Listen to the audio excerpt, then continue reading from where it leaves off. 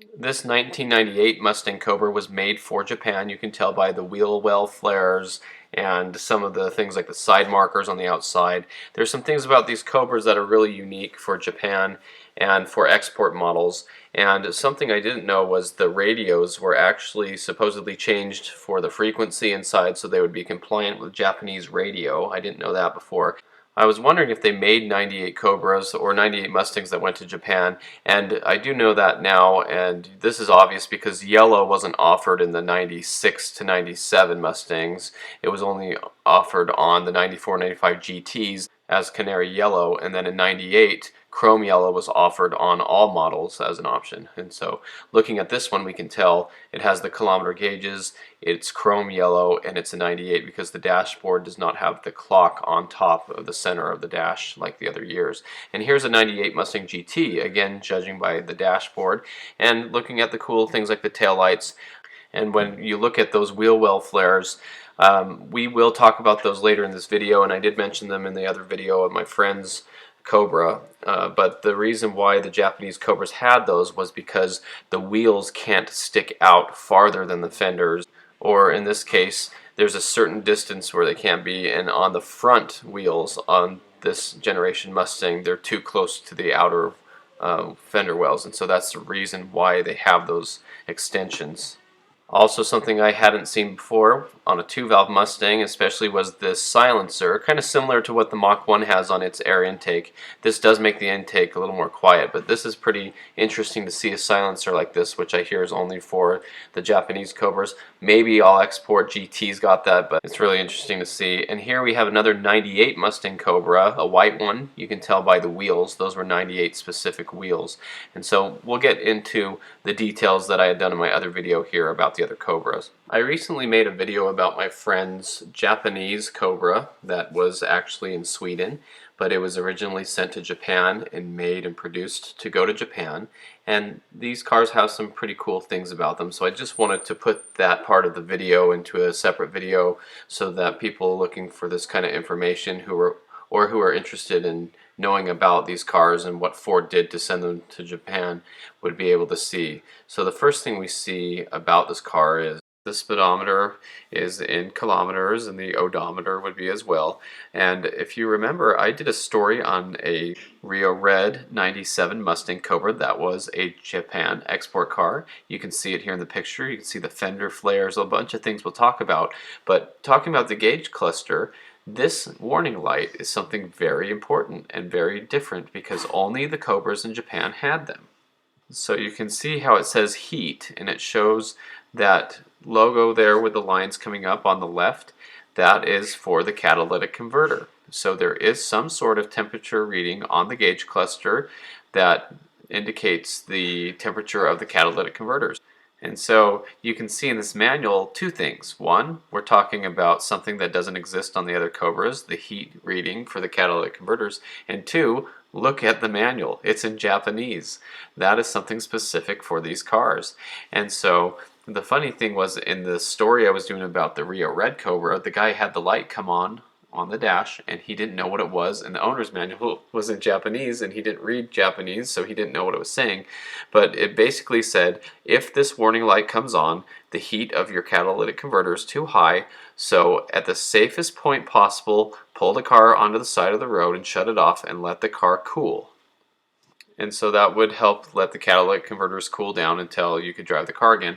So luckily I saw this a long time ago on an sn95 Mustang page when they were asking, what's this for? How come my car has this? People thought it meant the radiator was overheating. Nobody really knew. But that's what it is, and this is cool because in this instance we get to see what that light looks like. That's a very rare light. Next thing we have on the list is foldaway mirrors or export mirrors. Now these mirrors are obviously very popular on the 0304 Cobras. SVT decided to put them standard on all Mustang Cobras no matter where they were made. And yes, the 40th anniversary package V6 and GT Mustangs got these mirrors, as well as the Australian export cars and other export Mustangs. But these are technically export mirrors, and the real reason behind these is to break away or fold if they're hit on something, or if somebody on a bike or if somebody walking on a narrow street gets hit by the mirror, it will fold the mirror in. It's a safety thing mostly, especially in other countries where the streets might be a little more narrow. And the interesting thing is these are all black, kind of just a matte black color. They are not body paint matched like you see on the Terminator Cobras. Next we have the tail lights with the amber turn signals in the bottom right. Now on American models, the turn signal is in the red section on the upper part of the tail light on the two outer lenses there. And in these cars, they do actually move the turn signals down to the bottom where the amber is. So the wiring is different and the tail light inside is a little bit different. Now as you look at the side of the car, you will see the turn signals on the fender underneath the Cobra badges. Those are specific to the Japanese Cobras. Maybe some other export cars had them too, but these are part of the Japanese export pieces. And we'll see in the video here how Johan repairs those and cleans them up. As you look at the fender wells or fender flares, it does have those above the wheel in the wheel wells, and the Japanese Cobras got those too. In the door frame area, there is the tire size with the amount of pressure to put in them, and that is in Japanese as well on the top. You can see the differences there. There's also one in the glove box, which has some more information like that on there. You can see the warning label in there in the glove box, and so that's pretty cool to see all that in the Japanese writing. And there's also some on the sun visors, which mostly talk about the airbag as far as I know. I assume it's the same as the American cars, just in Japanese.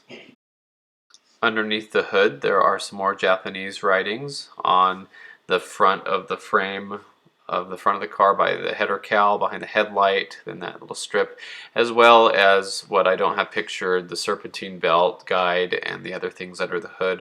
What you won't see is under the front bumper there is a tag here that actually says Japan Cobra, and it has some other markings on there, and it even says V6 on one part of it there.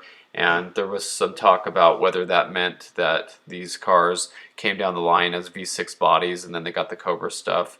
Not really sure about that, but it does say Japan and it does say Cobra on that tag. That's kind of by the fog light area underneath the front bumper. In this specific car, it had the oil changes with Japanese logos on it, so that was pretty cool. This is the car that was for sale in Canada. And here are the owner's manuals. You can see all those in Japanese. And it does look like to the left there are some sales cards, maybe from a dealership, and the other owner's manual that does say it in English on the right on the cover. And it might have Japanese on the inside of that manual. There looks to be some kind of receipt or records there as well that have Japanese writing on them, so that's really cool to see. Just paperwork that I think makes the car more valuable, and I think it's really fun to see this kind of stuff. I believe this was some more scheduled maintenance there. And the door tag actually looks very interesting itself. There's all those little X's or whatever they are, 3 rows of them to block out information that you would usually see on the American cars. For example, on this Mustang GT, you can see where those X's would be. It says this vehicle confirms to all applicable federal motor vehicle safety, bumper, and theft protection standards in effect on the date of manufacture shown above. So that's all blocked out because in an export car, it doesn't have federal safety and bumper and anti-theft standards that would be the same as the United States. They'd be different. So those are all just blocked out on this other one. So every time I see one of these export VINs, it looks cool to see that. But the information is there, the date of the car, the invoice date, 11 of 96. This is Johan's car. And there's some really neat things here. It says void and export. It has the gross weight of the vehicle in pounds and kilos, and lots of really cool stuff to see here. Now in the trunk you won't really see this unless you go looking for it, but the spare tire also has the jacking instructions in Japanese, and so that's back there as well.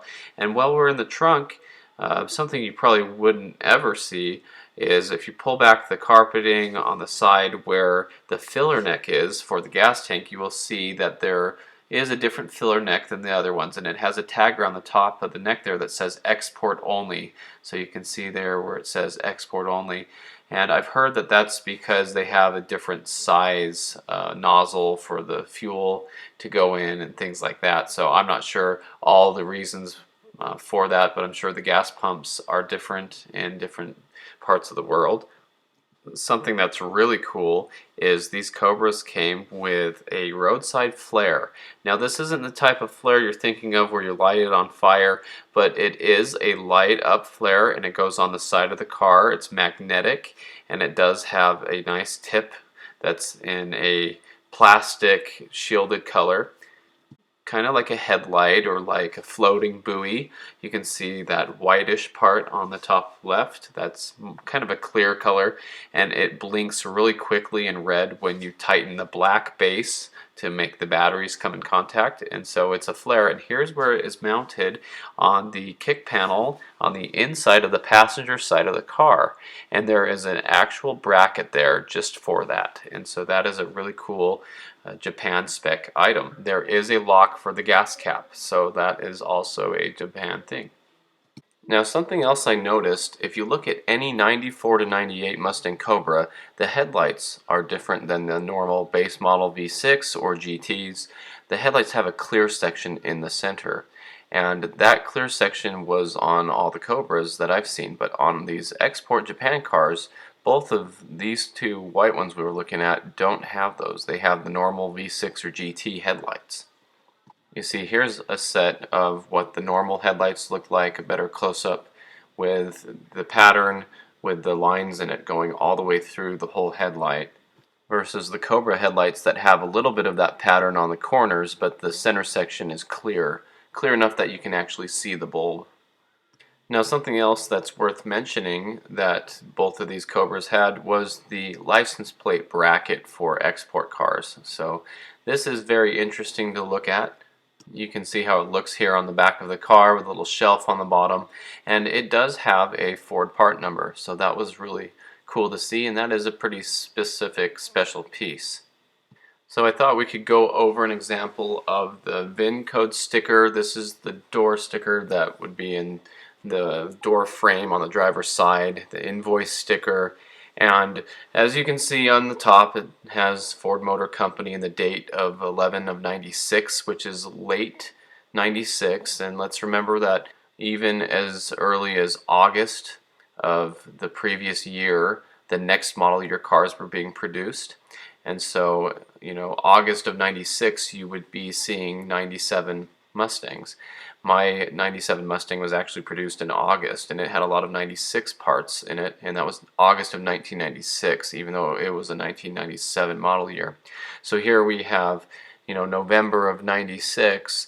This is a 1997 Cobra, and this is actually another export Japan car. This happened to be a black Cobra, and the VIN number on all Cobras are the same as far as this goes. I blocked out the last sequential digits to keep this car more anonymous, but on the VIN number you have 1FA, which means Ford passenger car built in the USA. The L is driver and passenger airbags, active seat belts. But here with the green arrow, the P47 means Mustang Cobra two-door coupe, and that's important because the production numbers for the coupes and convertibles are separate by VIN, and we'll get into that in a second here. Then that lightish blue color pointing to the V is important because the V means 4.6 liter 4-valve dual overhead cam V8 engine, which is the Cobra engine. And then underneath there, it's important, you can see it says void export, so that's pretty cool. It shows that it's an export. And then in the bottom you have INT in brown, 4S, which means saddle leather, and the R I have underlined in the purple. That means radio, and it's a 6 for the Mach 460 audio system. Underneath axle there in yellow, it says SE, and that means 327 traction lock rear axle, so 327 gears.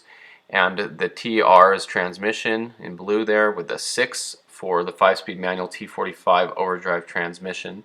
And the red with the 9H is very important here because the 9H means export. RC is region code, so that's showing that this was an export car. So this is actually a very, very similar sticker to the one that we have that we'll be looking at here with Johan's Cobra. So the breakdown of the Marty report is very similar. This one is obviously for a black Cobra. It's showing there are 2369 black Cobra coupes with that paint code. But as we look at the more important parts of this, the 6961 says with this engine transmission code, so that would be Cobra coupes. So there were 6961 with the Cobra drivetrain. Now, I had said before there were about 10,000 total Cobras for 97, and that's true. Just over 10,000, but of those 6,961 were coupes. And then underneath that, the 251 ordered with this RC, which means region code, so that's 251 sold in Japan. So that's where we get that number of 251. Now, I was looking at this Mustang GT that was actually in Argentina, and I thought that was pretty cool. Since we're just talking about export Mustangs here, as I finish up this video, I just wanted to post this picture. It's not that great of a picture, but you can see it's there, and it's in pretty good shape. And I lived in Paraguay, right next to Argentina, for a couple of years, and so it's really cool to see one of these there. When I was in Paraguay, I saw a few V6 Mustangs, and they did have the export taillights. But I didn't see any 96 to 98 GTs, although I did see one 94 to 95 GT that was Rio Red. So really cool to see this GT here in Argentina. So thanks for watching. I hope you enjoyed this video. Just a little bit of information. Some people in the comments in the other video about the Japanese Cobra that my friend had were saying, well, it's not a Japanese spec Cobra. There's nothing about it that's special about Japan. No, it was not made in Japan, but I disagree that there are things special about it, especially the Japanese markings and things like that, that are specific to the cars that went to Japan. So thanks for watching. I hope you enjoyed the video, and stay tuned for more Mustang content.